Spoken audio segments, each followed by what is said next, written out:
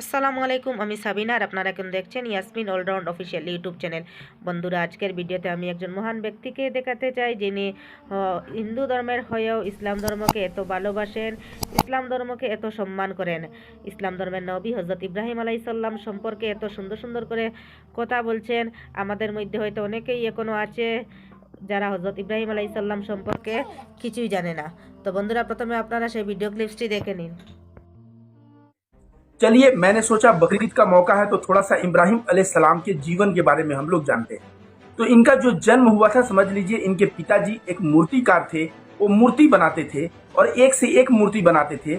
उस घर में इनका जन्म हुआ और जन्म से जब इनके पिताजी मूर्ति बनाते तो उन मूर्तियों के पीठ पे चढ़ जाते, उन मूर्तियों के कंधे पे चढ़ जाते। तो इनको बचपन से ही था कि भाई ये मूर्ति जो पिताजी बनाते हैं, तोड़ते हैं, ये मूर्ति भगवान हो ही नहीं सकता, लोग मिसलेड हैं। और उन्होंने सोचा कि अल्लाह एक है, ईश्वर एक है और हमें एक ईश्वर की तरफ लोगों को बताना है, बुलाना है। और इस तरह का कार्य करने में वो लग गए।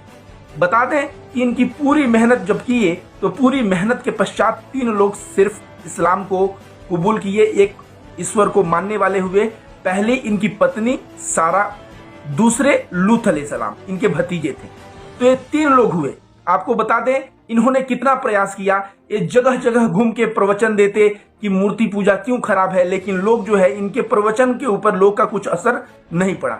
एक बार ऐसा था कि सभी लोग व्यस्त थे एक प्रोग्राम में और वो प्रोग्राम सेलिब्रेट कर रहे थे। तब वहां एक ऐसा जगह था जहां बहुत सारे लगभग 60 मूर्तियां रखी हुई थी। ये जाते हैं और 60 के 60 बुतों को तोड़ने लगते हैं और उसमें जो सबसे बड़ा बुत रहता है उसको छोड़ देते हैं। उसको छोड़ के जो कुल्हाड़ी है उस बुत के कंधे पे रख देते हैं। और जब कंधे पे रखते हैं, लोग जो सेलिब्रेशन के बाद आते हैं और देखते हैं कि उनकी सारी मूर्तियां टूटी हुई है, एक बड़ा वाला मूर्ति छोड़ के, तो लोग इन्हीं के ऊपर डाउट करते हैं और सोचते हैं कि यही बंदा रोज हम लोगों को एक ईश्वर की तरह बुलाता था, जरूर इसने ही मूर्तियों को तोड़ दिया है। तो जब इनसे पूछा गया कि तुमने मूर्ति को क्यों तोड़ा, तो इन्होंने कहा कि मैं मूर्ति को नहीं तोड़ा, जाके देखो बड़े वाले बुत के कंधे पे कुल्हाड़ी है, जरूर उसी ने तोड़ा होगा, जाके उससे पूछो। तो लोगों ने कहा कि वो कैसे बताएगा। तो बोला जो तुमको बता नहीं सकता, जो गवाही नहीं दे सकता कि उसके सामने किसकी मूर्ति तोड़ी गई, वह तुम्हारा भगवान और तुम्हारा ईश्वर कैसे हो सकता है। इस तरह से ये लोगों को प्रीच करने का प्रयास किए। ये यहाँ तक कि अपने पिता के खिलाफ खड़े हो गए, अपने समाज के लोगों के खिलाफ खड़े हो गए। इतना तो छोड़िए, उस वक्त जो पूरे पृथ्वी को राज करता था एक तरह से, बेबीलोन का जो किंग था, नमरूद नाम था, नमरूद के खिलाफ ये खड़े हो गए और नमरूद इनसे बहस करने लगा। नमरूद ने कहा तुम किसकी पूजा करते हो। तो इन्होंने कहा कि मैं रब की पूजा करता हूं। तो कहा मैं ही हूं तुम्हारा रब। तो ये बोले नहीं, मेरा रब वह है जो मृत्यु देता है, जो जीवन देता है, वह मेरा रब है। तो नमरूद कहता है कि मैं जो है जीवन देता हूं और मैं ही मौत देता हूं। उसने तुरंत अपने एक गुलाम को मार डाला और कहा देखो ये दिया मैंने मौत। और एक गुलाम को बोला आजाद करो और आजाद करके फ्री कर दिया और फ्री करके कहा देखो ये दिया मैंने जिंदगी। तो जिंदगी और मौत देने वाला मैं हूं। ये बहस करने लगा नमरूद, किससे? प्रॉफिट इब्राहिम से। तो प्रॉफिट इब्राहिम ने कहा कि अच्छा ठीक है, मेरा जो ईश्वर है, मेरे जो अल्लाह है, वो जो है पूरब से सूरज को उगाते हैं और पश्चिम में सेट करवाते हैं। आप एक काम करिए, पश्चिम से सूरज को उगा दीजिए। इस बात को सुनते ही नमरूद गुस्सा हो गया और गुस्सा होने के पश्चात डिसाइड किया कि इनको आग में डाला जाए। इनको आग में डालने के लिए लकड़ियां का बहुत बड़ा जो है लकड़ी का एक तैयार किया गया। उस लकड़ी को जलाया गया और उस लकड़ी में इनको हाथ पैर बांध के फेंक दिया गया।